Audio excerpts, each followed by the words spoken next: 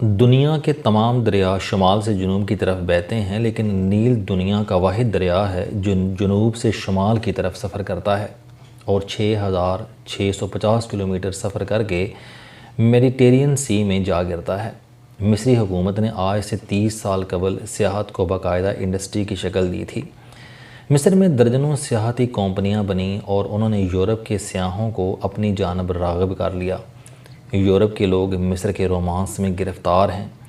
اس کی 3 وجوہات ہیں۔ اول، مصر یورپ کی بڑی طاقتوں کی کالونی رہا ہے۔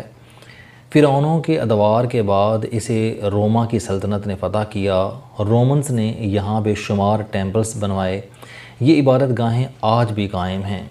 رومنز کے بعد یونان کا سکندر اعظم آیا۔ سکندریہ مصر کا دوسرا بڑا شہر ہے۔ یہ شہر سکندر اعظم نے آباد کیا تھا۔ قریب ترین تاریخ میں یہ ملک اٹلی کا حصہ بھی رہا۔ اس پر فرانسیسیوں نے بھی حکومت کی اور یہ انگریزوں کے زیر نگین بھی رہا۔ حضرت موسیٰ علیہ السلام کی وجہ سے یہودی بھی اس پر اپنا حق جتاتے رہے۔ عیسائی بھی، اور یہ مسلمانوں کے قبضے میں بھی رہا۔ چنانچہ یہ تمام ادوار کے لٹریچر اور فلموں میں دکھائی دیتا رہا۔ یورپ کی زیادہ تر نسلیں اپنے ادب میں مصر کا ذکر پڑھتی ہیں اور یوں ان میں ہر شخص مصر دیکھنا چاہتا ہے۔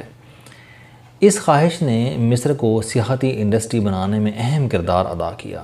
دوم، مصر ایک گرم ملک ہے۔ مئی میں اس کا درجہ حرارت 42 سے 45 درجہ سینٹی گریڈ ہے۔ یورپ کے لوگ اس گرمائش پر مرتے ہیں۔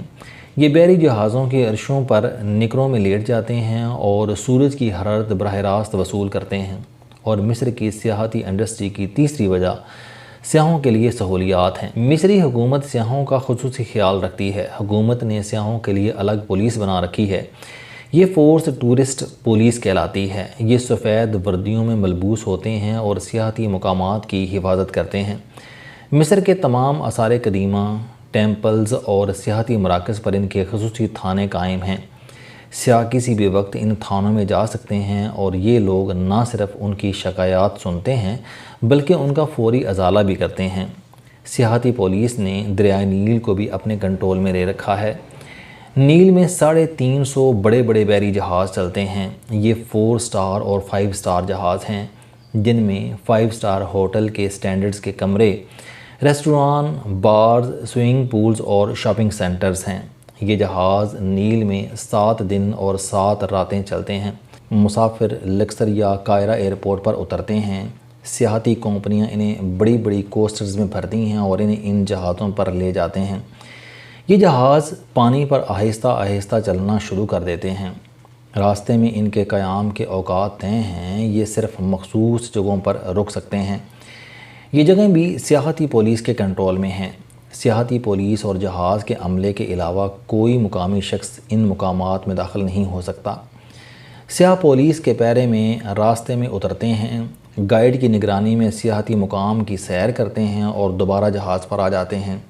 اس دوران پولیس سیاحوں اور مقامی لوگوں پر نظر رکھتی ہے۔ اگر مقامی تاجر، دکاندار یا بیکاری سیاحوں کو گھیر لیں تو پولیس فوراً سیاحوں کی مدد کے لیے پہنچ جاتی ہے۔ مصر میں اس وقت انارکی ہے۔ ملک میں کوئی حکومت نہیں۔ حسنی مبارک گرفتار ہو چکے ہیں۔ نئے الیکشن ہو چکے ہیں، لیکن فوج مولویوں کو حکومت ٹرانسفر کرنے کے لیے تیار نہیں۔ عوام فوج اور اشرافیہ سے لڑ رہے ہیں، لیکن یہ اپنے حالات کی حدت سیاحوں تک نہیں پہنچنے دے رہے۔ سیاح ماضی کی طرح مزے سے چھٹیاں گزار رہے ہیں۔ مصر ایک اسلامی ملک ہے۔ اس میں شدت پسند لوگ بھی ہیں۔ القاعدہ کی قیادت 80% مصریوں کے ہاتھ میں ہے، مگر اس کے باوجود یہ لوگ سیاحوں کے مقابلے میں لبرل ہیں۔ بحری جہازوں کا ماحول خالصتاً یورپین ہے۔ جہازوں میں بار رومز ہیں جن میں ہر قسم کی شراب دستیاب ہے۔ جہازوں کی چھتیں یورپین بیچ کی طرح ہیں۔ تمام جہازوں کی چھتوں پر سوئمنگ پول ہیں۔ گورے ان پولز میں نہاتے ہیں۔ چھت پر پول چیئرز لگی ہیں۔ عورتیں اور مرد سارا دن ان پر نیم برہنہ حالت میں لیٹے رہتے ہیں۔ یہ جہاز شہروں اور دیہات کے قریب سے بھی گزرتے ہیں، لیکن لوگ خندہ پیشانی سے برداشت کر جاتے ہیں۔ کسی کا اسلام خطرے میں نہیں پڑتا۔ یہ رویہ بھی سیاحوں کی حوصلہ افزائی کا باعث بن رہا ہے۔ چنانچہ مصر ہر سال سیاحتی انڈسٹری سے اربوں ڈالر کماتا ہے۔ ہم اس معاملے میں مصر سے بہت کچھ سیکھ سکتے ہیں۔ ہمارے پاس بھی دریائے سندھ ہے اور اس پر 5000 سال پرانی تہذیب بھی ہے۔ ہم بھی اگر چاہیں تو ہم مصری ماڈل پر اپنی سیاحتی انڈسٹری ڈیولپ کر سکتے ہیں۔ ہم بھی گوروں کو اپنی طرف متوجہ کر سکتے ہیں، کیونکہ جو ہمارے پاس ہے دنیا میں صرف وہ 10 ملکوں کے پاس ہے، اور ہم اپنا تھوڑا سا قبلہ درست کر کے اس کچھ سے بھی فائدہ اٹھا سکتے ہیں۔ ہمیں صرف اپنی پارسائی کا خود ساختہ معیار بدلنا ہوگا۔ ہمیں دوسروں کو مسلمان بنانے سے پہلے اپنے اسلام پر توجہ دینا ہوگی، اور یوں یہ معاملہ ٹھیک ہو جائے گا۔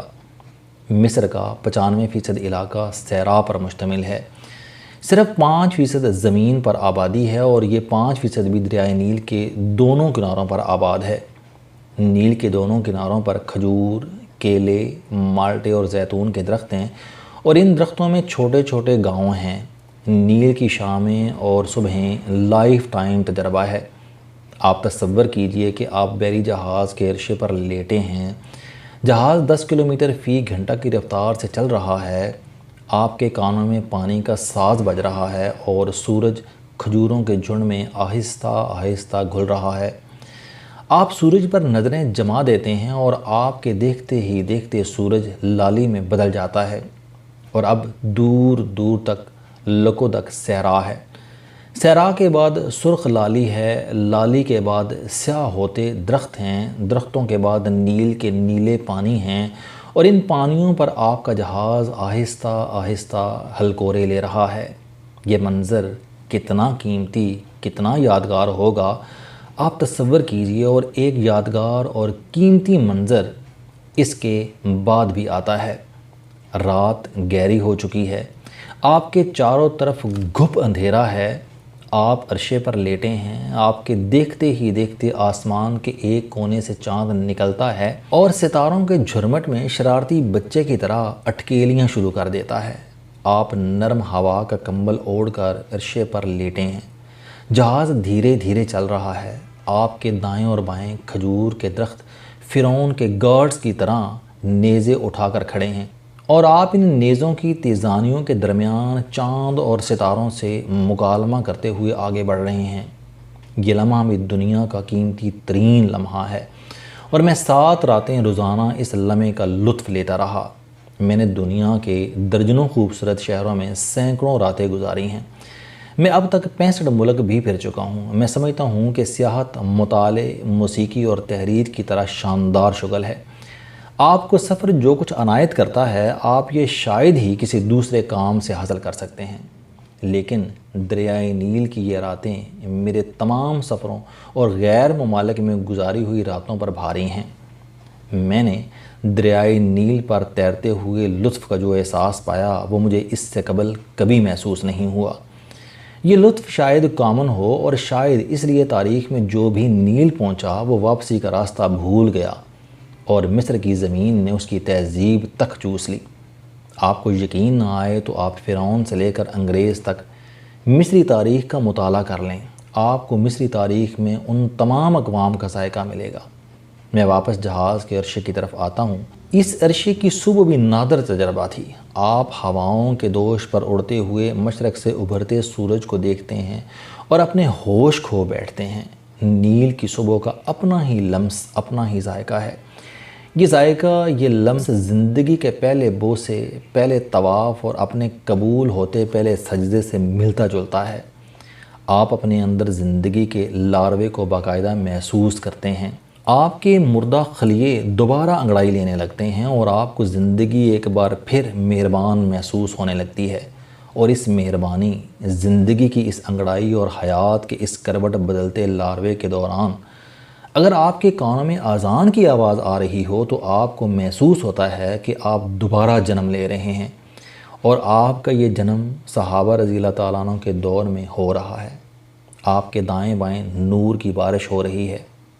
میں 7 دنوں میں بارہا اس تجربے سے گزرا۔ نیل کے دونوں کناروں پر سینکڑوں مسجدیں ہیں، اور مسجدوں سے روزانہ اذان کی آواز آتی تھی، اور ایمان میرے اندر ہچکولے لیتا تھا۔